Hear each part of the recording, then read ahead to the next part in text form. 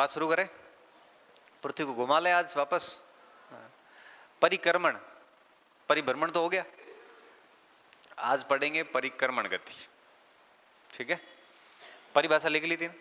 लिख ली थी। हमारे पास में काफी अच्छे से चित्र है इस बार। ये चित्र सबसे इंपॉर्टेंट है। देखिए ऐसा है, नहीं यार, ऐसे कॉर्नर पे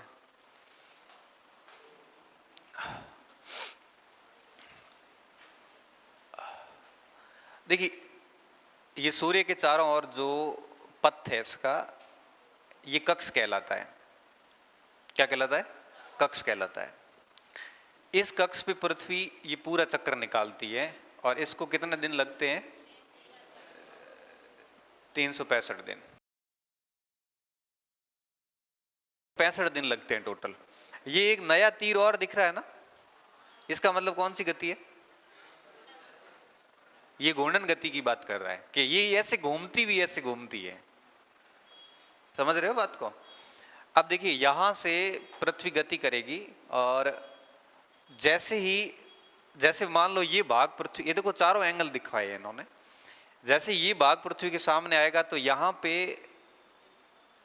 दिन रात वाली बात तो है ही, खैर दिन रात तो रहेगा ही, लेकिन साथ साथ में ऐसे मत समझना कि पृथ्वी की परिक्रमण से दिन रात का कोई लेना देना नहीं है। परिक्रमण से लेना देना नहीं है। हालांकि दिन रात बनना करना सब घूर्णन गति के कारण है, फर्क तो पड़ेगा। लेकिन अगर घूर्णन गति बंद हो जाए ना, तो इसका मतलब ये नहीं है कि दिन रात बनना बंद हो जाएंगे।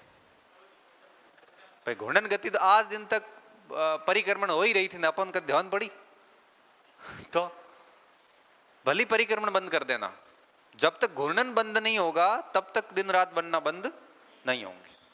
जैसे मान लेते हैं कि जैसे हम कह लेते हैं कि ये सूर्य है यहाँ पे, अब घूर्णन करवाना बंद कर दें, अब दिन रात बनना बंद होंगे? नहीं होंगे। क्यों? क्योंकि जो भाग सूर्य के सामने दिन है, तो ये तो घूम ही रही है, दिन रात का इससे कोई संबंध नहीं है। अब ऐसे करके वो गलत करवाते हैं आपसे। एक होमवर्क अक्सर मैं देता हूं, बट आजकल भूल गया। घूर्णन गति पूरा होने के बाद मैं एक होमवर्क देता हूं कि घूर्णन गति अगर बंद हो जाए तो पृथ्वी पर क्या प्रभाव पड़ेंगे, ये आप सोच के लिखना। 5-6 बिंदु लिखो, बाद में लिख सकते हो। परिक्रमण, अभी प्रश्न लिख लो। परिक्रमण जैसी पूरी हो जाए ना, तब दोनों को साथ लिखना। अगर परिक्रमण बंद हो तो क्या होगा, अगर घूर्णन बंद हो तो क्या होगा। खुद सोचना और सोच के सारी 4-5 बिंदु कम से कम लिख लेना। ये एज ए होमवर्क, अभी मत करना, ये करना जैसे ही परिक्रमण गति पूरी हो जाए। ठीक है, हाँ वापस आ रहा हूं पॉइंट पे। तो जैसे ही जो भाग, अब देखिए ये यहां पे ये सीन है, ये भाग प्रकाशित है और इधर आते हैं तो ये पूरा भाग प्रकाशित है, इधर आते हैं तो ये भाग यहाँ पे प्रकाशित है, और इधर जाते हैं तो इसकी दूसरी वाला भाग प्रकाशित है जो हमें दिख नहीं रहा है।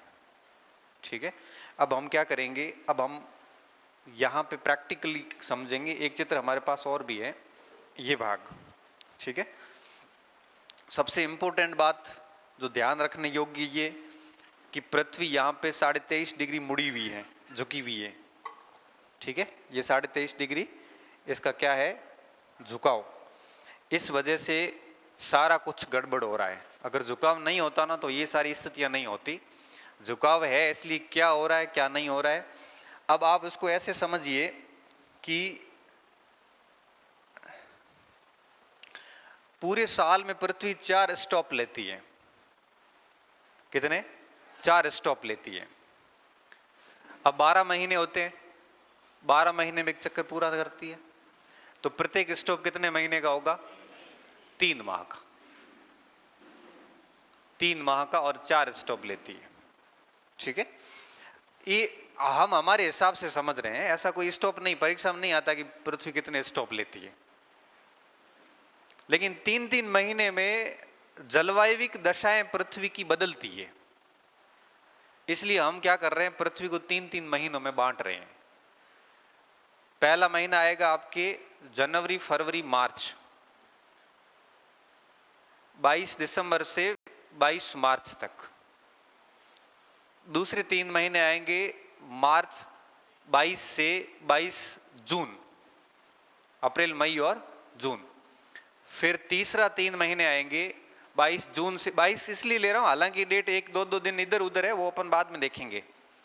22 जून से आगे जुलाई, अगस्त और 22 सितंबर, और फिर लास्ट में 22 अक्टूबर, 22 नवंबर और 22 दिसंबर। 3-3 महीनों की 3 स्टॉप है, जो कि 22 दिसंबर से शुरू होकर और आपके लास्ट में 22 दिसंबर पर आकर खत्म। 22 है, 24 है, 22 ही है ना। 22 दिसंबर से 22 दिसंबर के बीच में टोटल कितने स्टॉप हो जाते हैं? 4 स्टॉप हो जाते हैं। ठीक है, हम बात शुरू करेंगे अभी 23 तारीख से, 23 मार्च से बात शुरू करते हैं। मतलब आप यूं समझिए 22 मार्च से समझ लो, एग्जैक्ट डेट्स जो है वो अपन बाद में याद कर लेंगे, कोई फर्क नहीं पड़ता। ये यहाँ पे आ जाता है, ये 21 मार्च। ठीक है, यहां से शुरू कर रहे हैं। अब इस समय सूर्य की स्थिति क्या होगी? इस समय पृथ्वी जो है वो आपके सूर्य के जो सामने होती है वो किस टाइप से होती है? 21 मार्च के दिन सूर्य का जो प्रकाश है ये कुछ पृथ्वी पर इस प्रकार पड़ता है कि प्रदीप्ति वृत्त, circle of illumination 0 degree 90 degree से 90 डिग्री बिल्कुल समांतर होता है। 90 डिग्री से 90 डिग्री बिल्कुल समांतर होता है। 21 मार्च के दिन ये घटना घटित होती है। ठीक है, हम बात शुरू कर रहे हैं यहां पे इस जगह से। 21 मार्च का दिन है और ये ध्रुव है और ये ध्रुव है, बिल्कुल प्रदीप्ति वृत्त ध्रुव से ध्रुव की ओर होती है।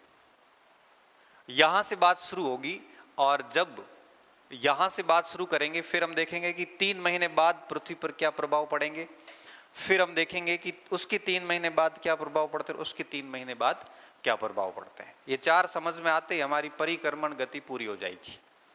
फिर केवल इसके प्रभाव समझने हैं, वो प्रभाव इसके अंदर साथ में आएंगे। ठीक है, बहुत अच्छे से समझना, आपको कुछ भी नहीं करना है, बहुत बढ़िया तरीके से बात समझ में आ जाएगी, कोई दिक्कत वाली बात नहीं है। ठीक है, अब मैं बात को शुरू करने जा रहा हूं। सबसे पहले आप मेरे इस ग्लोब को देखियोगे और उसके बाद वो आगे बढ़ेंगे।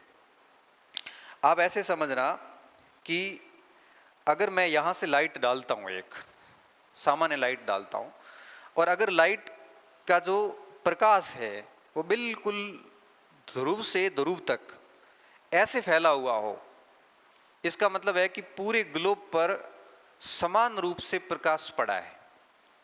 दिन और रात की अवधि पूरे ग्लोब पर समान है उस समय, इसे हम विषुव की स्थिति कहते हैं।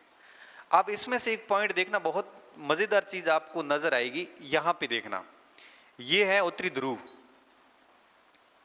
ये नॉर्थ पोल है, आप देख रहे हो। ये मैं रेड पेन से कर लेता हूं, है ना, व्हाइट सही दिख रहा है। हाँ,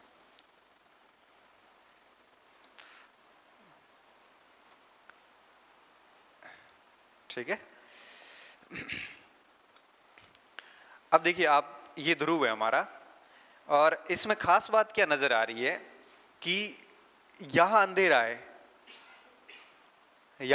है और यहां प्रकाश है, यहां तक ये इस प्रकार से है। ये समझ में आ रही बात? ये पूरा इस प्रकार से है, मतलब प्रदीप्ति वृत्त जो है वो ध्रुवों से ध्रुवों की ओर है नहीं, है ना, क्योंकि अगर ये रेड लाइन व्हाइट लाइन के बराबर होती तो हम कहते हैं कि प्रदीप्ति वृत्त ध्रुवों से ध्रुवों की ओर है। इस स्थिति में प्रदीप्ति वृत्त उत्तरी ध्रुव के पीछे है और दक्षिण ध्रुव के आगे आया हुआ है। क्लियर हो रही है बात? इसको मैं और आगे समझाऊंगा। अब मैं इस स्थिति पे आ रहा हूं। इसमें आप देखना, ठीक है, ये ध्रुव है हमारे और अब आप देखो ना, यहाँ पे अंधेरा देखो, और ये कुछ इस हिसाब से आई हुई है, इस हिसाब से, ठीक है। अब रेड लाइन जो है ये है प्रदीप्ति वृत्त की, और व्हाइट लाइन किसकी है?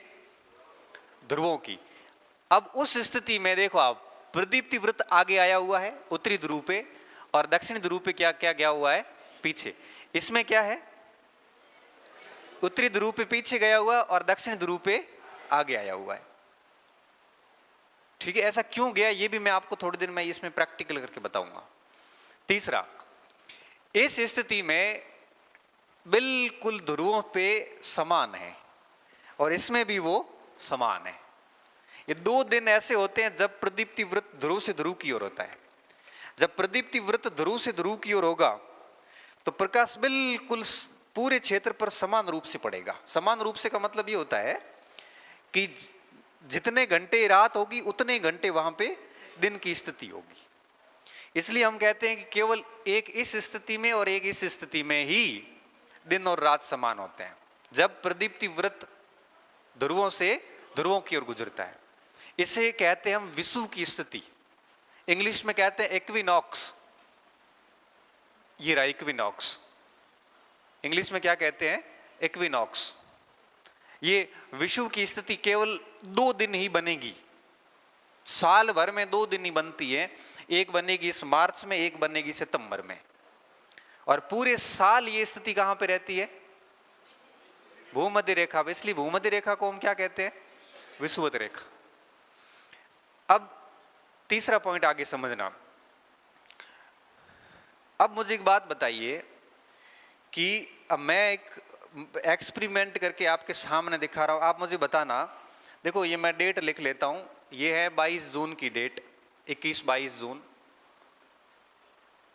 और ये है 6 महीने बाद की डेट, दिसंबर, 21-22 दिसंबर, ठीक है। और ये दोनों 6 महीने के गैप पे, ये दोनों 6 महीने के गैप पे, ठीक है। अब मैं एक भाग पृथ्वी का इस सूर्य के सामने लाऊं और आप मुझे बताओगे कि ये तारीख कौन सी है, ठीक है। दिसंबर का महीना है या जून का महीना है, ठीक है। और या कौन सी तारीख है इन चारों में से, महीना ही बता देना आप। मैं ये सूर्य मान के चल रहा हूं और ये हमारा ग्लोब है पृथ्वी, ठीक है। अब मुझे एक बात बताइए कि इस स्थिति में अब पृथ्वी कौन से दिन में है?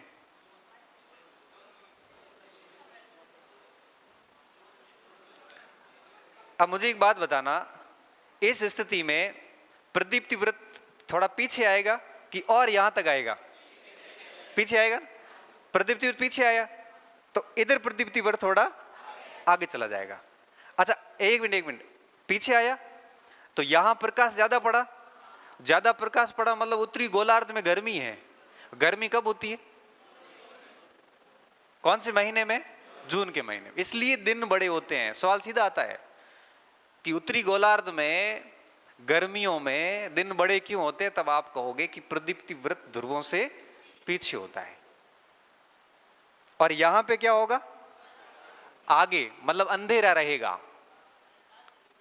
यहां क्या रहेगा? अंधेरा रहेगा, दिन छोटे होंगे, ये सारी चीजें होगी। अब वापस देखना, ये घुमा के और मैं ये भाग ला रहा हूं। अब बताइए अब कौन सा महीना है? दिसंबर।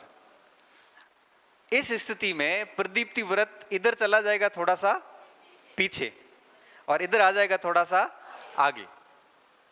इधर जैसे पीछे जाएगा तो यहां का तापमान बढ़ जाएगा, यहां गर्मी हो जाएगी, और यहां आगे आगे मतलब यहां तापमान कम मिलेगा, यहां सर्दी होगी। सर्दी की में समझ में आ रही बात?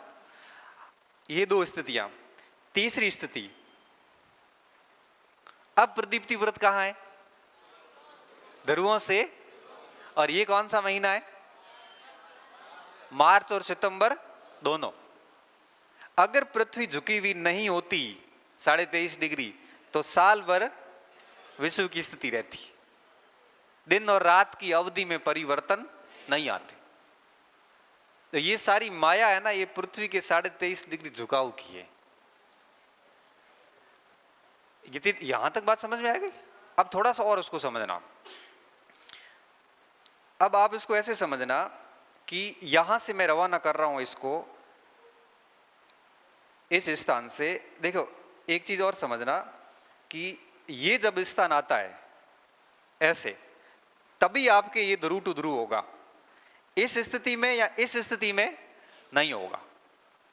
ये इस स्थिति में ही होगा जब आपके न 0 डिग्री इसके सामने हो, न 180 डिग्री इसके सामने हो।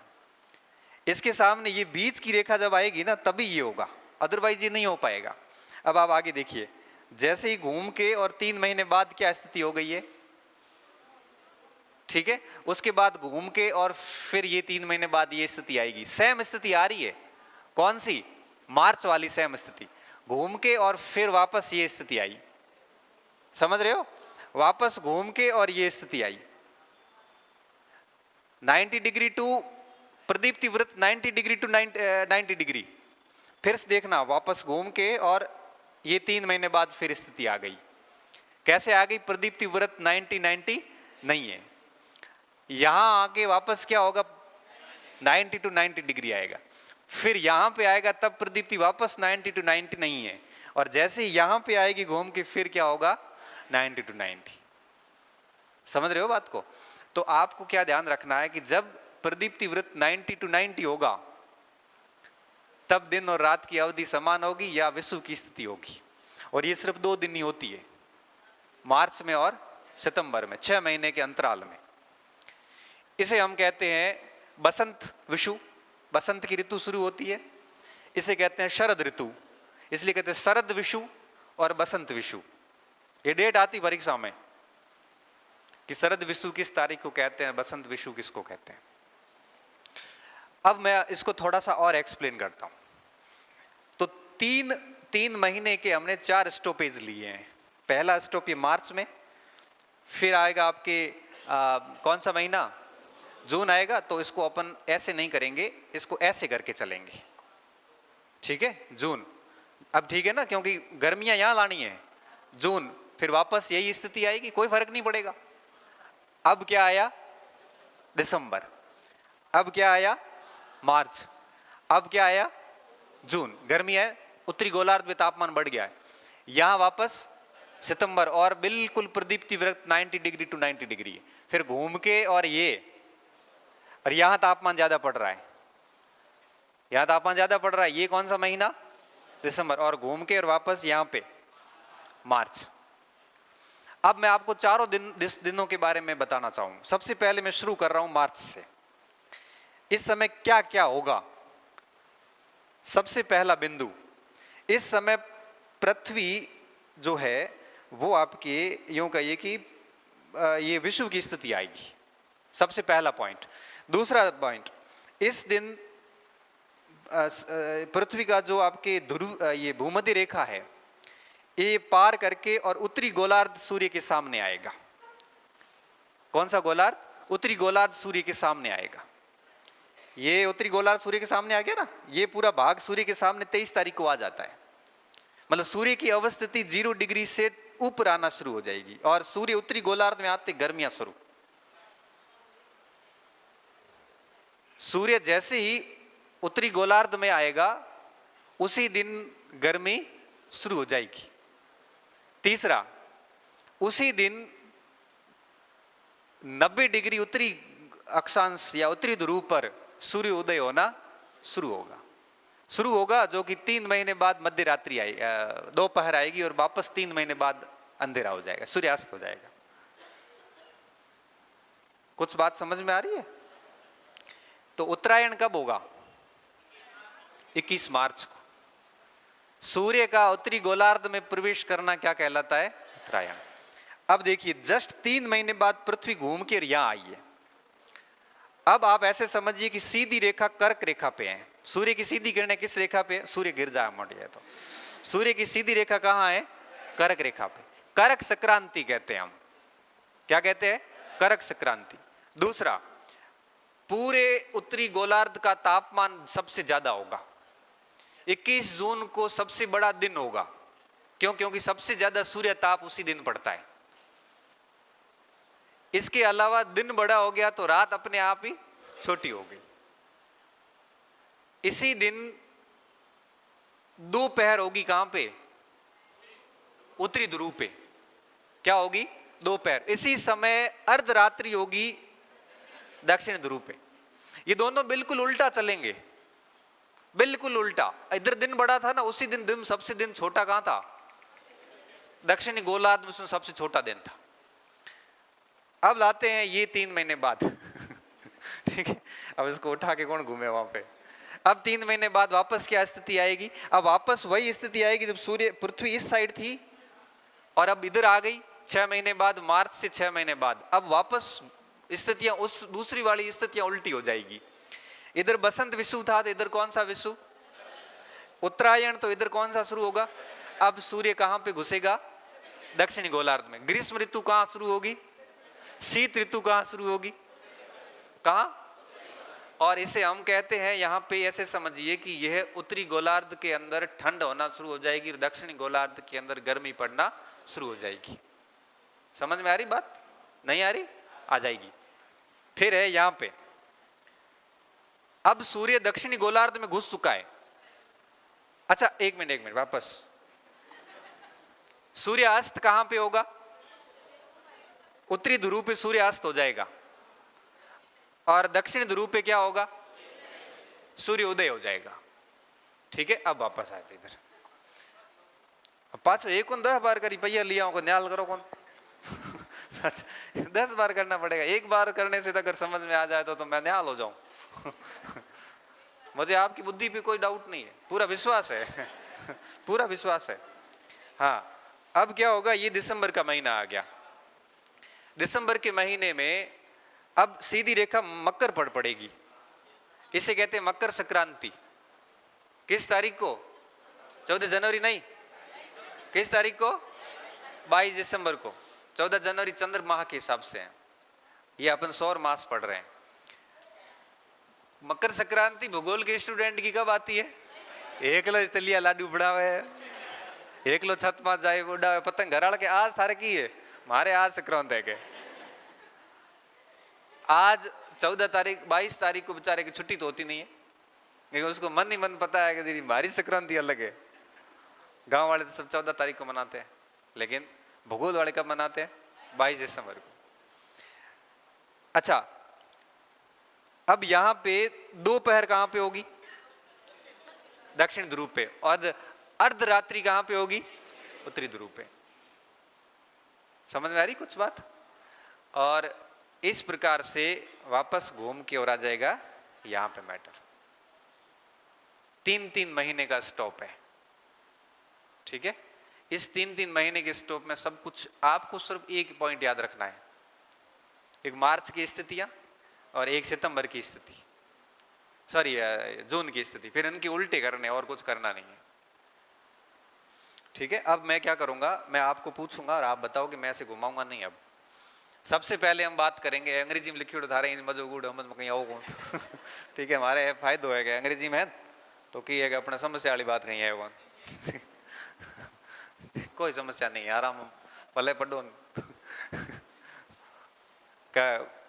ए बसंत ना वर्नल बोले अपन कहीं ठाक वर्नल के वर्नल के भले ऑटो मन के हमारे कहीं समझ में को आवे हमारे साथ। अच्छा, अब मैं बात शुरू कर रहा हूं, आप मुझे इसको देख देख के उत्तर बताओगे। ठीक है, सबसे पहले हमने बात शुरू की मार्च से। मार्च से क्योंकि सूर्य उस दिन 0 डिग्री को पार करके और पृथ्वी का कौन सा भाग सूर्य के सामने जाएगा? कौन सा भाग? उत्तरी गोलार्ध। सूर्य का उत्तरी गोलार्ध जैसे ही सूर्य के सामने जाएगा, पृथ्वी का उत्तरी गोलार्ध जैसे ही सूर्य के सामने जाएगा, हम उत्तरायण बोलते हैं। हालांकि हमारे उत्तरायण अलग आता है, मकर संक्रांति को आता है। मकर संक्रांति को हम उत्तरायण करके कुछ मनाते हैं। थाना ध्यान कहीं कौन थे मनाया, कभी कौन मनाया, मैं ही कौन, पर मुझे याद है अखबार में एक बार आयो तो जैसे ही उत्तरी गोलार्ध सूर्य के सामने जाएगा तो उसी दिन प्रदीप्ति व्रत की स्थिति कैसी होगी? ध्रुवों से। इसलिए इस दिन को हम कहते हैं विषु। चूंकि बसंत ऋतु शुरू होती है इसलिए हम इसको क्या कहते हैं? बसंत विषु। पहला पॉइंट। दूसरा पॉइंट, उत्तरी गोलार्ध में जैसे ही सूर्य प्रवेश करेगा तो उत्तरी गोलार्ध में कौन सा भाग होगा जहां पे सूर्य उदय शुरू होगा, बाखोट हो एकदम यहां सुबह सुबह, कहां पे? उत्तरी ध्रुव पे। और सूर्य अस्त कहां पे होगा?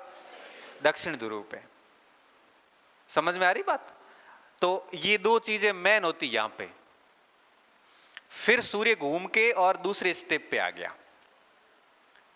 सूर्य जैसे दूसरे स्टेप पे आया, सॉरी पृथ्वी, तो पृथ्वी का कौन सा भाग सूर्य के ठीक सामने है? कर्क रेखा। ये कर्क रेखा है, सॉरी ये, और ये सूर्य के, ये नहीं ऊपर वाली है, ये सूर्य के ठीक सामने है। इसलिए हम इस दिन को कहते हैं कौन सी संक्रांति? कर्क संक्रांति। क्या बोलते हैं? कर्क संक्रांति।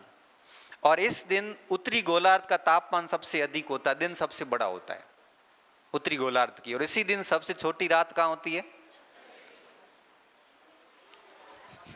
अरे छोटी रात भी ये थी वहन। तो मैंने हाथ इसके इधर किया, इसका मतलब ये हुआ कि उधर छोटी रात होगी। हाँ? छोटी रात किधर होगी? मतलब आप मेरे हाथों से उत्तर बता रहे हो खुद का। सबसे छोटी रात किधर होगी? कहां पे? उत्तरी गोलार्ध में। और सबसे छोटा दिन किधर होगा? अब हाथ सही किया है। और सबसे बड़ी रात किधर होगी? दक्षिणी गोलार्ध में। समझ में आ रही बात? हाँ। फिर क्या होगा? इस दिन उत्तरी ध्रुव का तापमान बहुत ज्यादा होता है। पूरी पृथ्वी का औसत तापमान निकालते हैं ना, तो उत्तरी ध्रुव का टेम्परेचर 21 जून को सबसे अधिक होता है, क्योंकि सूर्य प्रकाश सबसे ज्यादा 21 जून को पृथ्वी को मिलता है।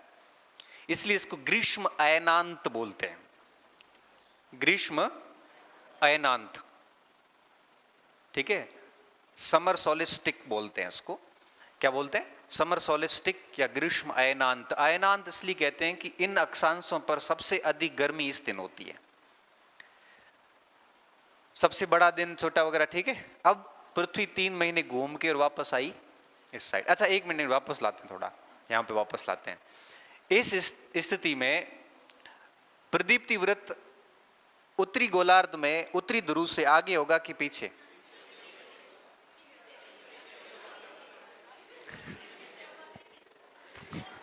इधर इधर समझ लास्ट मर दूंगे को आवे कौन कहा होगा?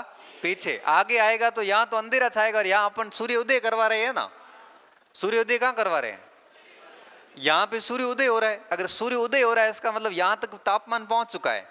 इसका मतलब आपके प्रदीप्ति व्रत थोड़ा सा इधर पीछे है, तो इधर अपने आप आगे आ जाएगा, ठीक है। और इसी समय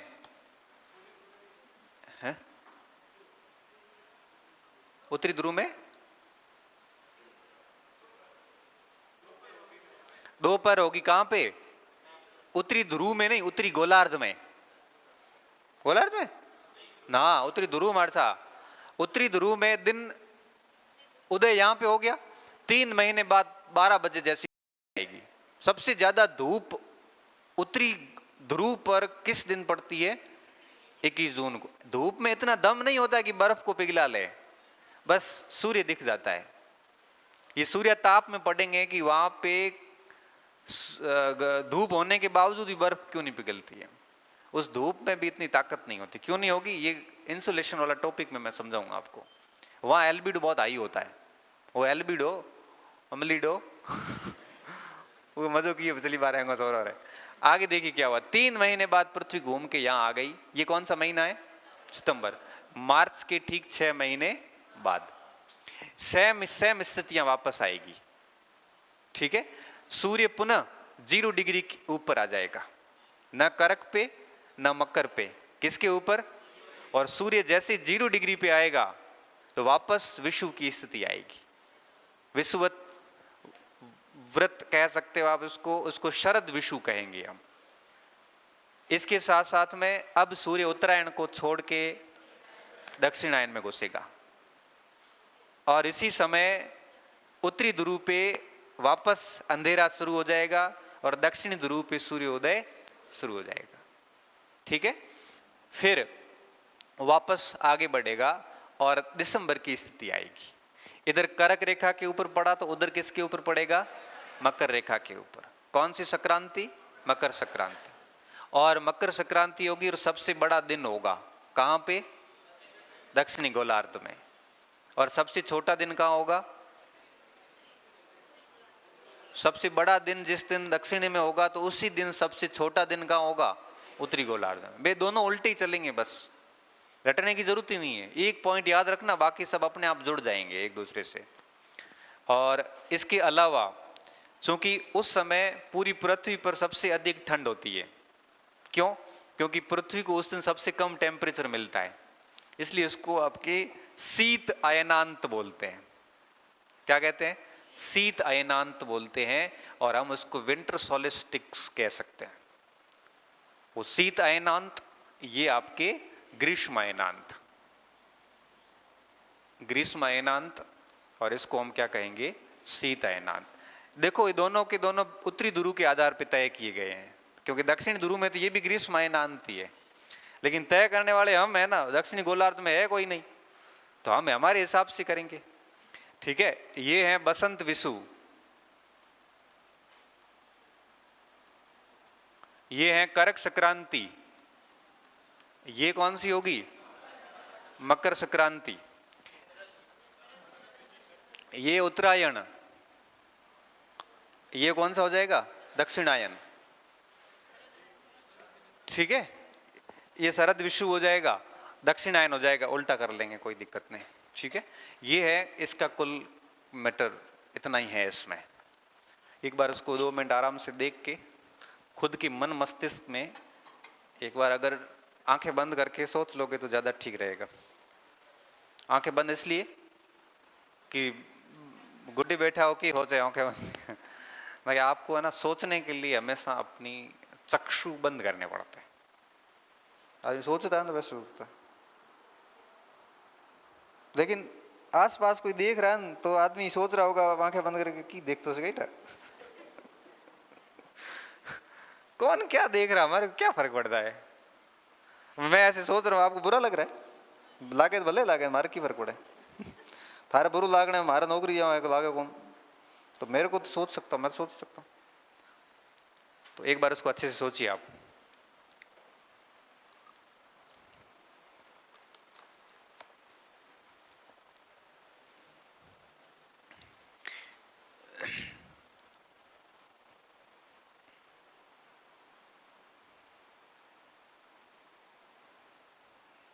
मार्च से सोच खत्म हो गई। सोचिए, अभी भी सोचिए।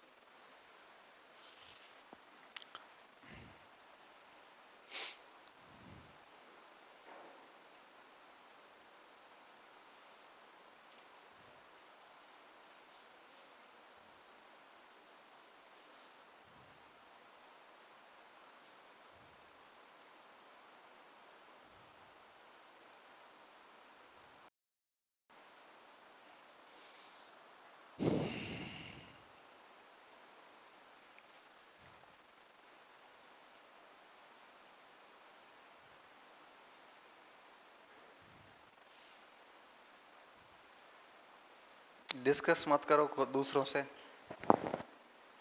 डिस्कस करने से आप अपना दिमाग नहीं लगा पाओगे। सही कह रहा हूं मैं। परीक्षा हॉल में बहुत दिक्कत आएगी, बहुत मंदी है बड़ी। हॉल आड़ी तो मानो हुजे पड़ी आगे।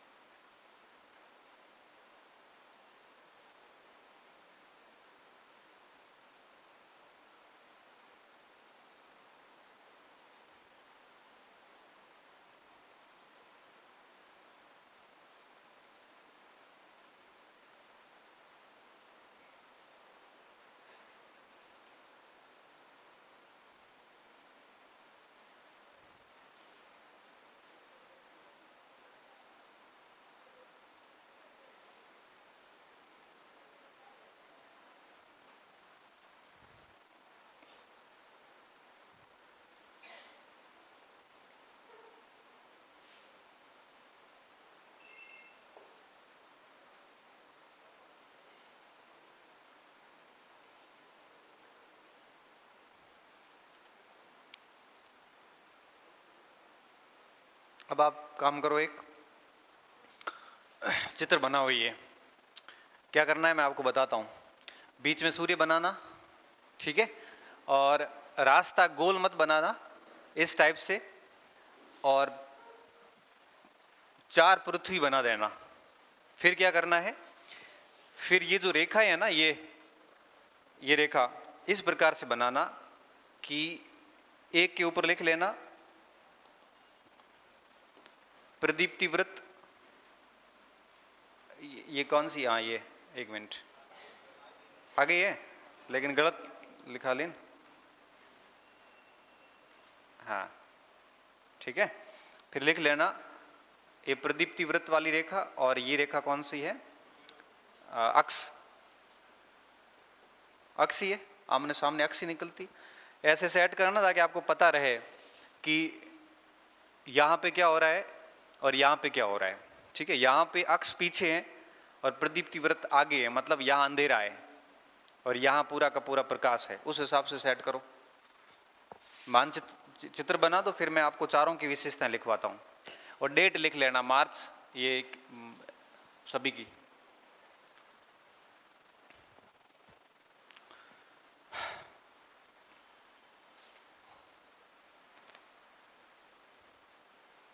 इसका सवाल ऐसे आता है, इसका सीधा सवाल आता है कि निम्नलिखित में से कौन सा 21 मार्च को घटित नहीं होता, या निम्नलिखित में से कौन सा सितंबर की इस तारीख को घटित नहीं होता या घटित होता है। फिर ऑप्शन सारे आते हैं उसमें, 1 2 1 2 3 4 3 4, केवल 1 2 ऐसे करके।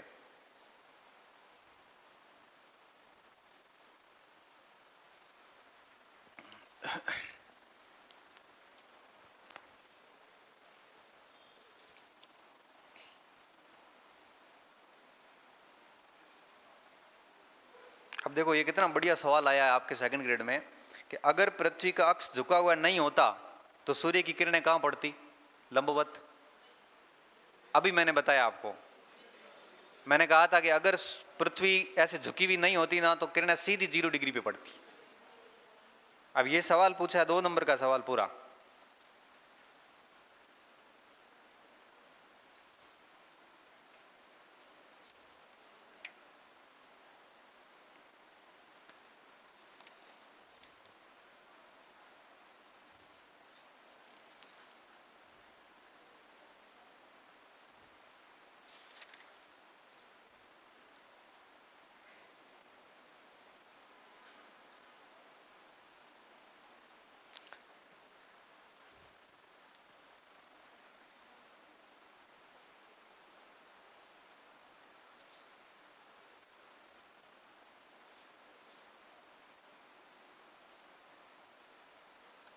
एक सवाल सुनिए कि पृथ्वी के घूर्णन का सबसे प्रमुख प्रभाव होता है, पृथ्वी के घूर्णन का सबसे प्रमुख प्रभाव होता है ऋतुओं का परिवर्तन। ऋतुओं का परिवर्तन इसके कारण हो रहा है, बसंत ऋतु, शरद ऋतु, ग्रीष्म ऋतु, शीत ऋतु। हमने बात करी ना, अभी बात तो करी थी पर ध्यान में हमें आई बात है। दूसरा, हवाओं का चलना, ठीक है, गलत नहीं है ये, कॉरियोलिस बल, ठीक है। तीसरा, ग्रीष्म ऋतु का लंबा होना, ऋतुओं का वापस उधर चला जाएगा। और दिन रात का बनना। थोड़ा सरल ऑप्शन आगे बेटो। सभी देशांतर रेखाएं होती हैं, ऑप्शन बोल रहा हूं ध्यान से। वृत्त, वृत्त, क्या वृत्त वृत्त होती है, ग्रेट सर्किल होती है। सभी देशांतर रेखाएं ग्रेट सर्किल एक ही है पूरी पृथ्वी पे, 0 डिग्री। दूसरा, समदूरस्थ, समान दूरी पर स्थित, जो हमने लिखा है उसमें अक्षांशों में, समदूरस्थ भी 0 डिग्री पे इनके बीच में गैप ज्यादा होता है और ध्रुवों पे कम क्या होता है, खत्म हो जाता है। तीसरा, अत्यधिक वक्राकार, वक्र बहुत ज्यादा बन रहा हो, ऐसी भी नहीं है, वक्र तो है लेकिन अत्यधिक नहीं है। और चौथा, ध्रुवों से विसर्जित रेखाएं, शब्द भी सेम दिया है, रेडिएट फ्रॉम द पोल। हाँ मैं चित्र बनाओ, जेड़ो बड़े जो कोई कोई सवाल उड़ो ठाक हो गया तो। ये सवाल पूछना भूल गया था ना, आज याद आए हैं।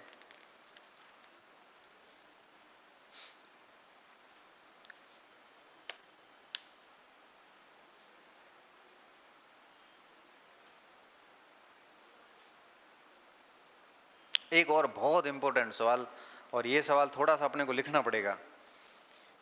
बोलूं? हाँ, मैं बोलूं उस समय चित्र बंद कर दिया करो। अरे हो जाएगा, चित्र तो बनाना ही अपने को, जाएगा कहाँ, अभी आधा घंटा हमारे पास पड़ा है। आज यही करना है, चित्र ही बनाना है, बाकी की करना। काले 4 विशेषता लिखा। कौन सा कथन सत्य है? प्रश्न समझ में आ गया है सर। हाँ, सभी देशांतर वृत्त होते हैं? ग्रेट सर्किल होते हैं? नहीं होते। सभी देशांतर दीर्घ वृत्त होते हैं? अर्धवृत्त होते हैं। कैसे होते हैं? अर्धवृत्त। और अब तीसरा और चौथा बहुत इंपॉर्टेंट है। चौथा पहले बोल रहा हूं। सभी देशांतरीय वृत्त वृहद वृत्त होते हैं? वृहद वृत्त तो वही इसको दी। और अब उत्तर, सभी देशांतरीय वृत्त दीर्घ वृत्त है। देशांतर वृत्त और देशांतरीय वृत्त में क्या अंतर है? एक देशांतर होगी तो देशांतर वृत्त, दो जुड़ेगी तो देशांतरीय वृत्त। एक वृत्त बनाने के लिए कितनी देशांतर जुड़ेगी? तो इसलिए हम उसको देशांतरीय वृत्त कहते हैं। आप देशांतर रेखाओं में लिखना, वृत्त तो लिखा ही है हमने, आगे लिख लो देशांतरीय वृत्त बनने में 2 देशांतर रेखाएं लगती है। लिखा हुआ है, शायद देशांतरीय शब्द नहीं लिखा। शब्द लिखियो कौन तो ये छोरा छोड़ी गलत करे आए, चौरान बायन हैंगे शब्द क्यों को आए उनके। लिखो है क्या? लिखो है देशांतरीय वृत्त लिखो है तो धन्य हो गया। मैं तो पहली बार शब्द बरोबर लिखा है, तो छोड़ो बरोबर है वो। देशांतर वृत्त और देशांतरीय वृत्त में अंतर समझना। देशांतर वृत्त का मतलब हो गया एक देशांतर, और देशांतरीय में 2 आ जाता है। ठीक है। और एक लास्ट सवाल और, बसंत विषु घटित होता है? ठीक है, बस इतना ही सवाल હતો। हमें आगे चित्र बनाओ पाछो। मारे से हैंग भेड़ा पूछ लियो। एक और पूछ लेता हूं। 40 डिग्री उत्तरी अक्षांश व 140 डिग्री पूर्वी देशांतर पर खड़ा कोई व्यक्ति के ठीक विपरीत कौन सी अक्षांश देशांतर होगी? 40 डिग्री उत्तरी अक्षांश के ठीक विपरीत 40 डिग्री, और 140 डिग्री पूर्वी देशांतर के ठीक विपरीत 180 माइनस कितने बचे? पूर्वी देशांतर परीक्षा में दिया है, आप उत्तर में क्या करोगे? 40 डिग्री पश्चिमी देशांतर। बिल्कुल सरल प्रश्न, आराम से उत्तर। ठीक है, हमें आना सवाल आई गया, मैं चित्र बनाओ बोले।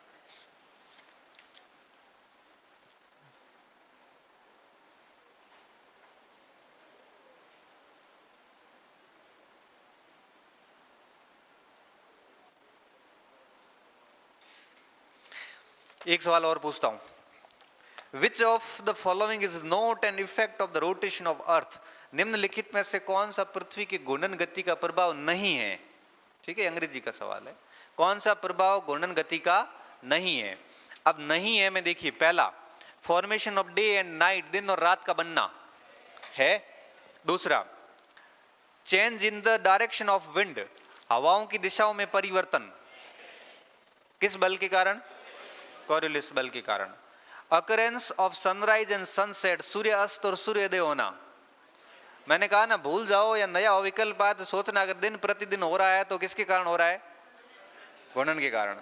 सूर्य अस्त और सूर्य उदय का एक ही मतलब, भाई दिन रात बन रहे हैं ना, तो दिन बन रहा है सूर्य उदय से और रात बन रही है सूर्य अस्त से। और लास्ट में चेंज ऑफ सीजन, ऋतुओं में परिवर्तन, वो इसके कारण है, वो नहीं होता। ऋतुओं में परिवर्तन होता है पृथ्वी के झुकाव और साथ में कौन सी गति? परिक्रमण गति। ठीक है। और एक जस्ट इसके नीचे ही प्रश्न आया है कि the antipodal longitude of 170 degree west is. Antipodal का क्या मतलब है? मैंने समझाया ना, एंटीपोडल ठीक विपरीत स्थान। 170 डिग्री वेस्ट का विपरीत क्या होगा? 10 डिग्री ईस्ट, ठीक है ना। तो 10 डिग्री ईस्ट हो जाएगा। क्यों? 180 माइनस 170, वेस्ट का किस में कन्वर्ट कर देंगे? ईस्ट में। हाँ, हमारे साथ बनाओ, चित्र बनाओ, बनाओ। धीरे धीरे मिलेगा, तब तक आप अपना काम करते रहो, मैं मेरा काम कर रहा हूं। ये उस दिन याद नहीं आया, आज ही दिमाग में आया ये सवाल। हाँ।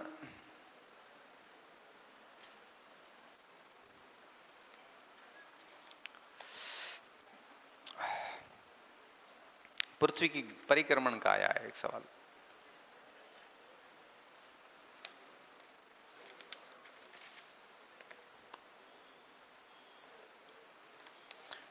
कॉरियोलिस बल का एक सवाल सुनिए।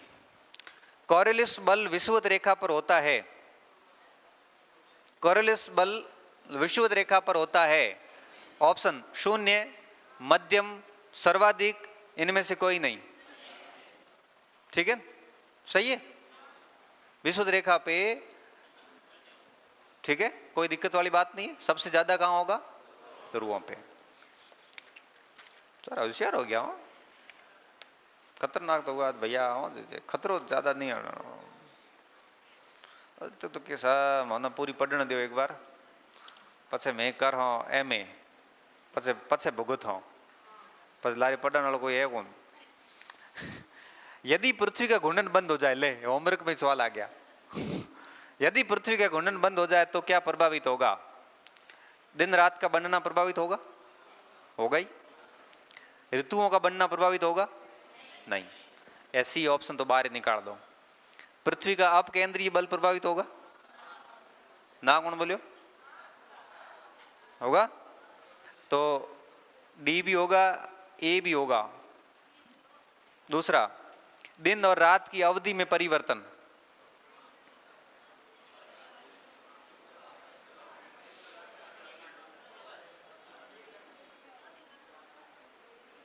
दिन और रात की अवधि, duration of day and light.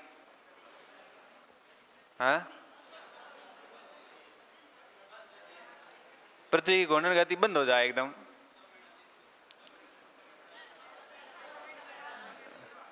अवधि में परिवर्तन नहीं होगा। क्यों? क्योंकि 6 महीने दिन 6 महीने रात। अभी जैसे 12 घंटे दिन 12 घंटे रात हो रहा है, अवधि तो दोनों की जितना दिन होगा ना उतनी अवधि की रात होगी। आप क्या सोच रहे हैं? एक वर्ग ये सोच रहा है कि भाई दिन मोटो हो जाए, हमें 24 घंटा रोए 50 महीना हो जाए। एक वर्ग ये सोच रहा है कि पृथ्वी की घूर्णन बंद करने से दिन, duration of day and duration of night equal रहेगी। भले पृथ्वी घूर्णन गति बंद करे, भले फास्ट हुए भले धीरे हुए, प्रकाश कम पड़ेगा, सूर्य ताप में अंतर आएगा। जैसे मान लो कि भाई वो घूमे, इसको फास्ट करे तो दिन 12 घंटे का हो जाएगा, तो 6 घंटा रहो है ना भाई, अवधि तो बराबर रहेगी।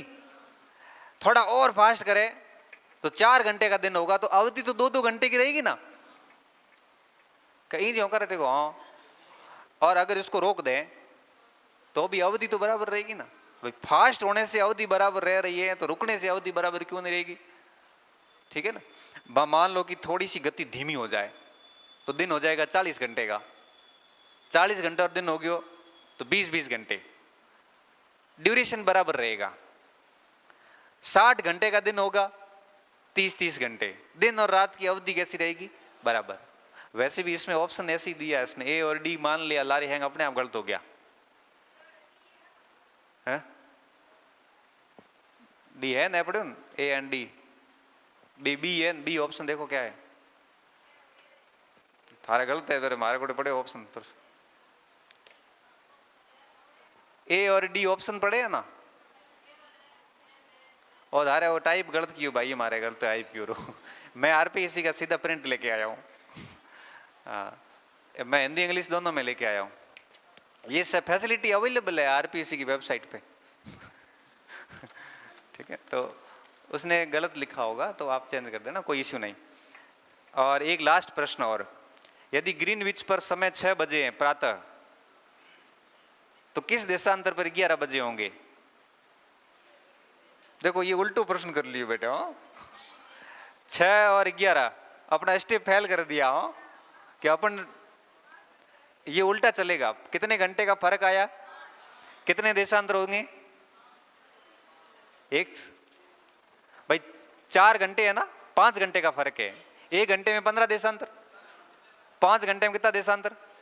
75 देशांतर। अब 6 बजे है कहीं पे, तो किस देशांतर पर आगे 11 बजेंगे, तो वो आप ऐसे समझिए 75 डिग्री पे 11 बजेंगे। अब 75 डिग्री कौन सी, पूर्वी या पश्चिमी?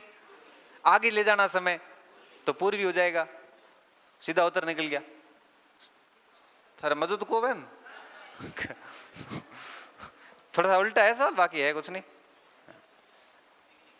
भाई। 6 से 11 बजा रहे हैं, समय को आगे ले जा रहे हैं, समय आगे किस गोलार्ध में जाता है? तो ठीक है। और अब मैं 1-2 और पूछ लेता हूं, फिर अपन आगे उस पे जाते हैं। हाँ ये सवाल ठीक आया है, ये सवाल ठीक आया है। निम्नलिखित में से सूर्य ताप में, अच्छा ये उसमें आएगा, सूर्य ताप में आएगा। सूर्य ताप अलग पाठ है पूरा। और एल्बिडो,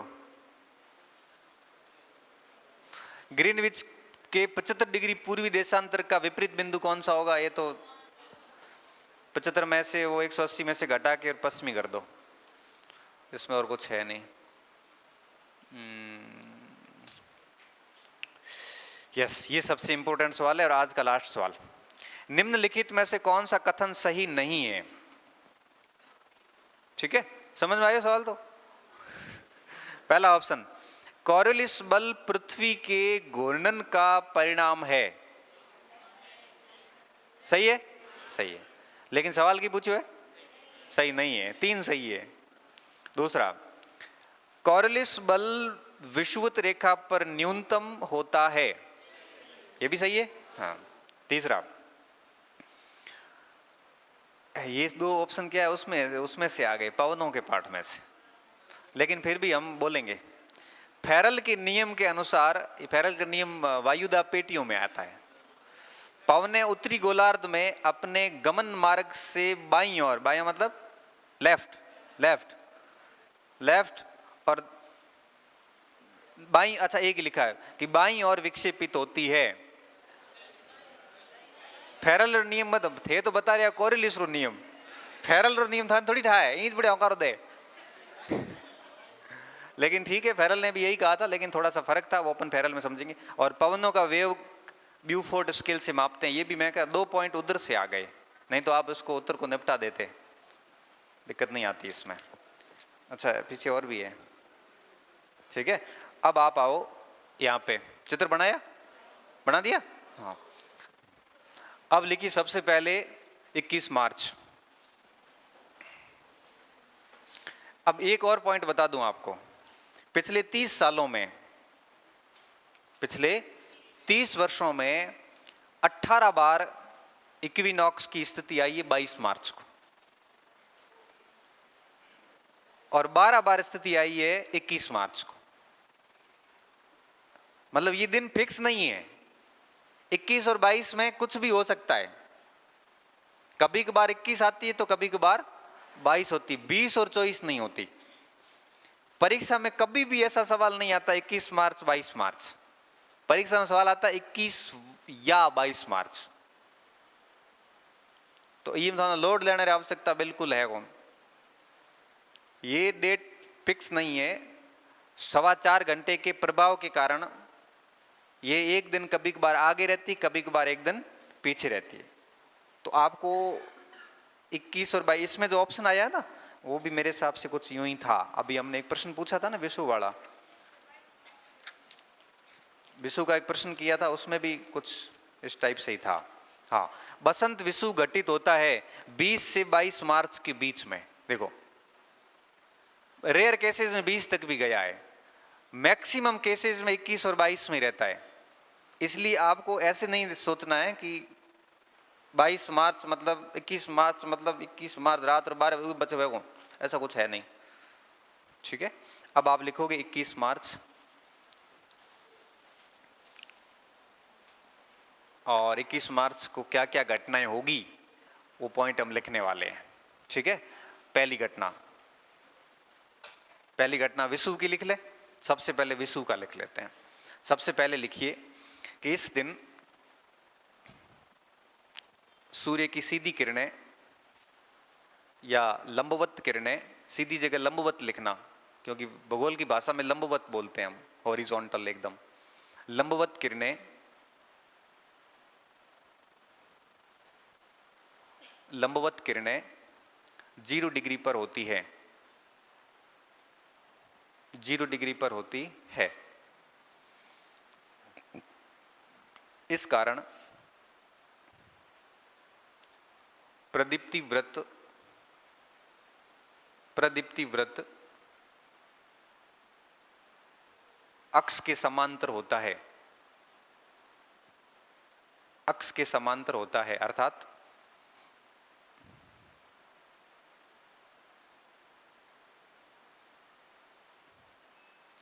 दोनों ध्रुवों के समांतर। कोष्टक में लिख लो, अक्ष के समांतर होता है, कोष्टक में लिख लो दोनों ध्रुवों के समांतर।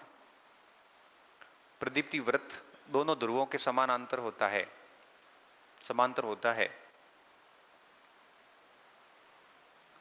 समांतर होता है। इस कारण संपूर्ण ग्लोब पर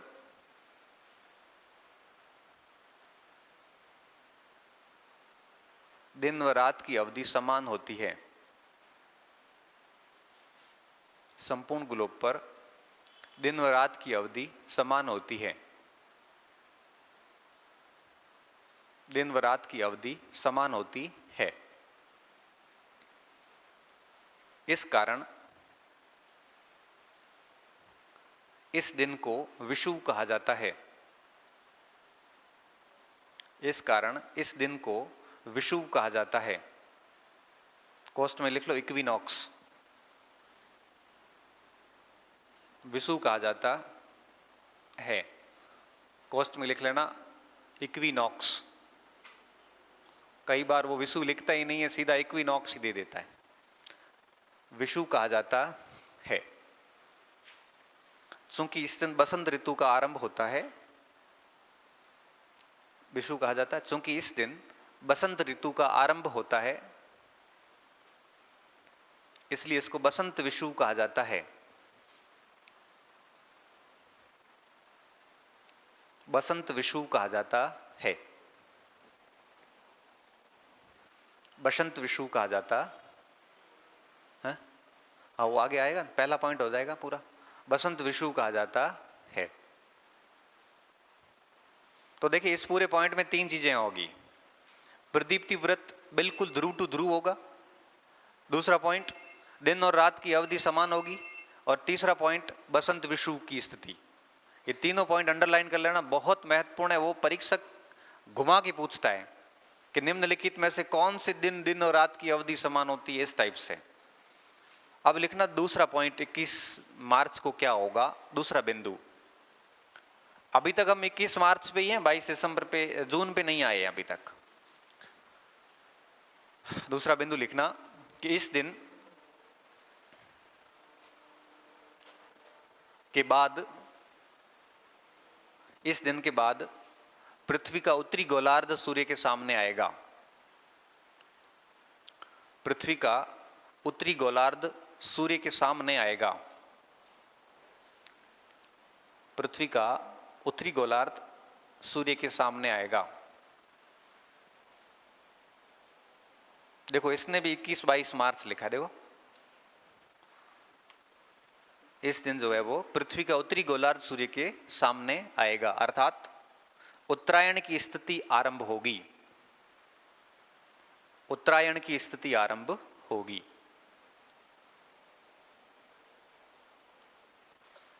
और एक सबसे महत्वपूर्ण प्रश्न इसका एक और बनता है, चलो पहले इसको लिख लो। उत्तरायण की स्थिति आरंभ होगी। उत्तरायण की स्थिति आरंभ होगी जिसके निम्न प्रभाव पड़ेंगे, जिसके निम्न प्रभाव पड़ेंगे, जिसके निम्न प्रभाव पड़ेंगे। क्या प्रभाव पड़ेंगे? उत्तरी ध्रुव पे सूर्योदय होगा, दक्षिण ध्रुव पे सूर्य। गर्मियों की ऋतु कहां शुरू हो जाएगी? ठीक है। अब आप कहोगे सर वो तो बसंत शुरू की है हमने। बसंत में गर्मियां बढ़ने शुरू हो जाती हैं। ठीक है। हमारी 6 ऋतुएं हैं, मुख्य रूप से 3 ऋतुएं मानी जाती है। तो ग्रीष्म ऋतु का आरंभ हो जाता है, और अपन कालिदास के अनुसार बात करें तो बसंत ऋतु होती है। बसंत ऋतु का विभाजन कालिदास ने किया था ऋतु संहार के अंदर। ठीक है, कि बहुत बढ़िया ऋतु होती है, पढ़ने के लायक होती है, न गर्मी न ठंड, बढ़िया मौसम, रात दिन आदमी मेहनत करे। और थारे आने वालों 14 मार्च आ गयो है, 7 दिन बाद ही थारे विशु आने वालों है। ये वत्सो सके। तो जब सूर्य उत्तरायण में आएगा तो मेन चीजें क्या होगी कि उत्तरी गोलार्ध की एनर्जी बढ़ जाएगी, तापमान ज्यादा होगा, मतलब ग्रीष्म ऋतु शुरू होगी। दक्षिणी गोलार्ध में एनर्जी कम पड़ेगी, वहां शीत ऋतु शुरू होगी। उत्तरी ध्रुव पे सूर्योदय होगा और दक्षिण ध्रुव पे सूर्य अस्त होगा। ठीक है, ये लिखो। इसके निम्न प्रभाव पड़ेंगे। पहला, उत्तरी गोलार्ध पर सौर ऊर्जा, सोलर एनर्जी, सौर ऊर्जा बढ़ जाएगी, अर्थात ग्रीष्म ऋतु प्रारंभ होगी। उत्तरी गोलार्ध की सौर ऊर्जा बढ़ जाएगी, अर्थात ग्रीष्म ऋतु प्रारंभ होगी।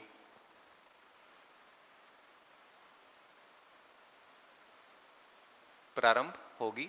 वहीं दक्षिणी गोलार्ध की सौर ऊर्जा कम होनी शुरू होगी।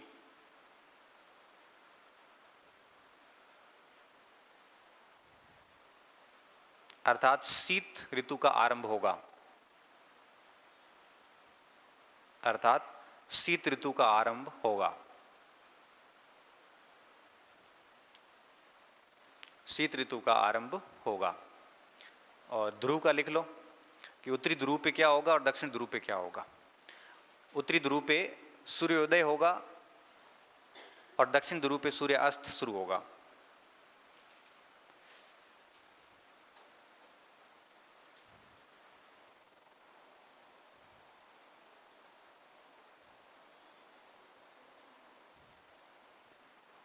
ठीक है? हैं? क्या वापस बोलूं?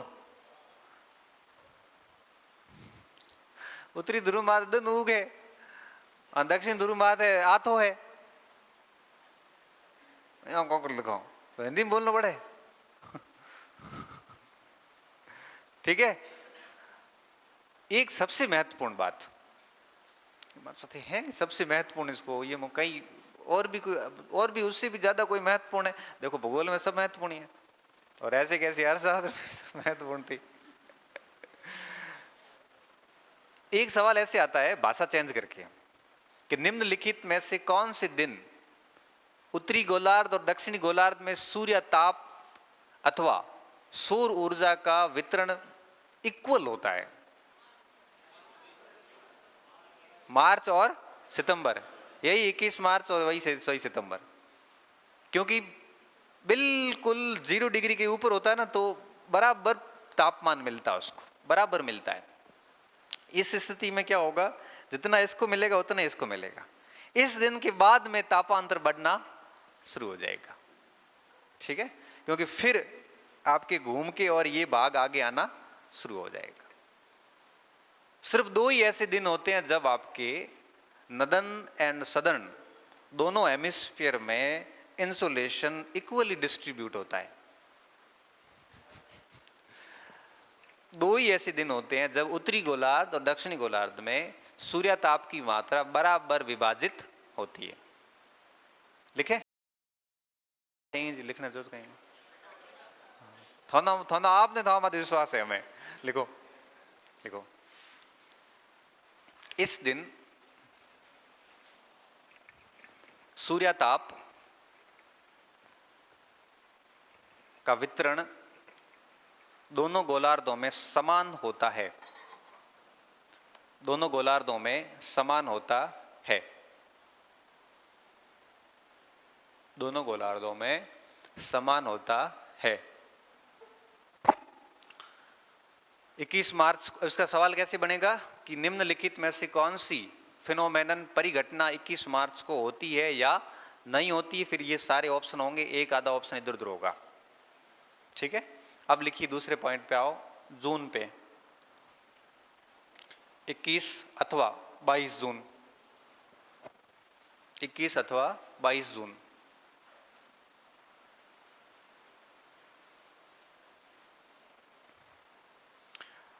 अब देखिए सूर्य के सामने बिल्कुल कर्क रेखा है, ये विषुवत रेखा नीचे आ गई और मकर तो और भी नीचे है। ठीक है, सामने कौन सी रेखा है? कर्क रेखा सूर्य के ठीक सामने है, और इस बार देखो मकर रेखा सामने, ये कर्क रेखा ऊपर रह गई। ठीक है, तो इस समय सूर्य की सीधी किरणें, लंबवत किरणें कर्क रेखा पे पड़ती। अगर ये पृथ्वी झुकी हुई नहीं होती ना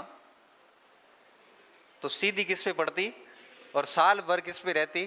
0 डिग्री पे। ठीक है, तो अब इसमें लिखना कि इस दिन सूर्य की लंबवत किरणें कर्क रेखा पर पड़ती है। कर्क रेखा पर पड़ती है। कर्क रेखा पर पड़ती है, इसलिए इसे कर्क संक्रांति या ग्रीष्म अयनांत कहा जाता है।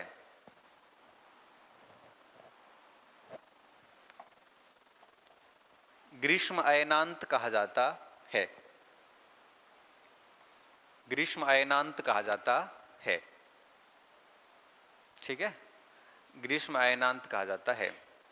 तो कर्क संक्रांति ध्यान रखना, कर्क संक्रांति लिख लिया।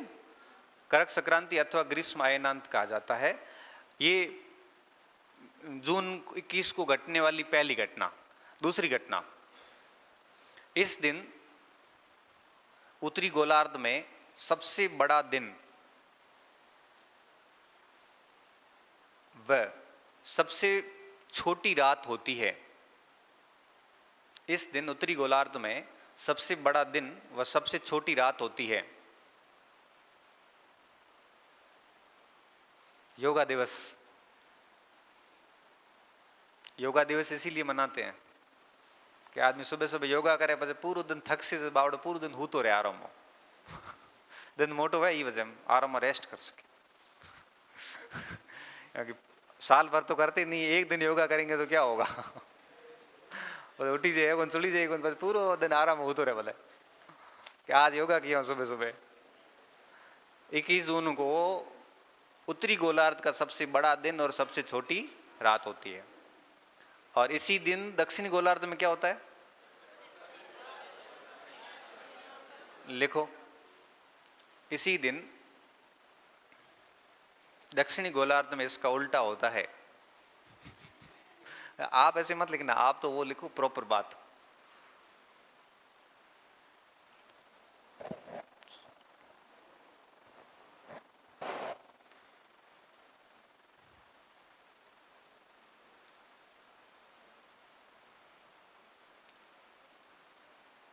ठीक है,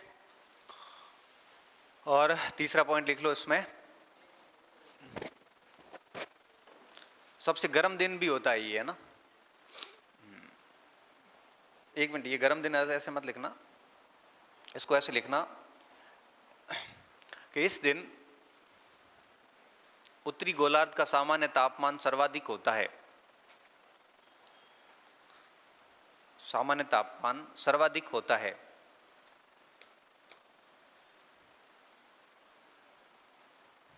ठीक है, सामान्य तापमान सर्वाधिक होता है। एक और पॉइंट लिख लो कि उत्तरी ध्रुव पर दोपहर और दक्षिणी ध्रुव पर मध्य रात्रि जैसी स्थिति होती है। बावड़ा 3 महीना बाद तो दोपहर आवे, 3 की घना महीना हुआ रे। 6 महीना बाद उत्तरी ध्रुव पर दोपहर तथा दक्षिणी ध्रुव पर मध्य रात्रि जैसी स्थिति होती है। तो तुम्हारे अर्धरात्रि साल में एक बार हो सके। हाँ है ना, सही है। आगे लिखो, एक और पॉइंट लिख लो, एक और पॉइंट लिख लो। इस दिन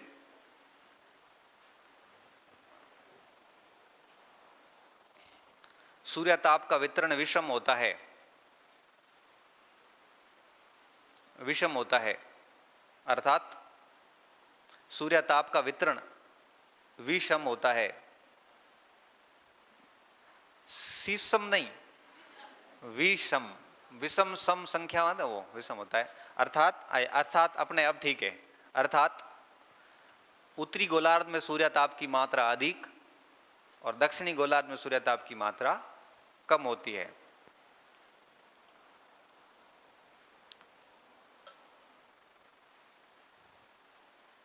ठीक है, ये हो गया हमारा 21 जून। अब लिखिए 22-23 सितंबर।